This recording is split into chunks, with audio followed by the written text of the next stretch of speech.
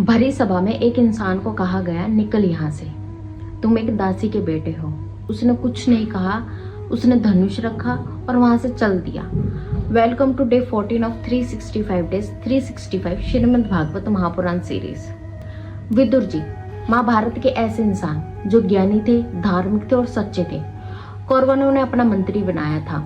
एक दिन दुर्योधन को विदुर जी ने कहा कि पांडवों को उनका हक दे दो, लेकिन कौरवों ने उन्हें भरी सभा में कहा, निकल जाओ यहाँ से, तुम एक दासी के बेटे हो, हमें ज्ञान ना दो।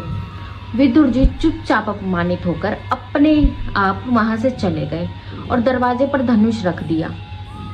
सालों तक जंगलों में भटकते रहे, तपस्या करते रहे, जंगलों में ही सोए, जंगलों में ही खाया पिया और श्री कृष्ण का नाम रटते रहे। एक दिन उन्हें उद्धव जी मिले। उद्धव जी जो श्री कृष्ण के इतने बड़े दास थे कि वो स्वयं श्री कृष्ण की तरह ही दिखते थे। उद्धव जी ने पूछा, विदुर जी आप यहाँ क्या कर रहे हो?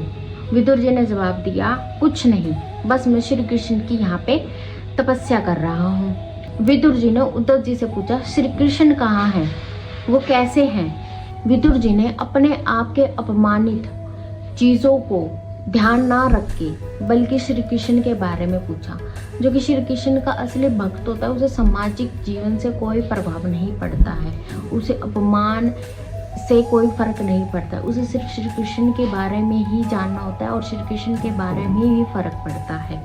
आज का सबक, अगर आपको भी ऐसा लगता है कि आप अपमान हो रहे हो, आपकी कोई पूछ नहीं कर रहा है, आपको जगह जगह पर अपमानित किया जा रहा है, तो चिंता ना करो, आप भगवान श्री कृष्ण का ध्यान रखो। कल मिलते हैं। विदुर जी को उद्धव जी ने एक ऐसी कथा सुनाई जो कि आज भी हम जब सोचते हैं तो दंग रह जाते हैं। जय श्री कृष्ण।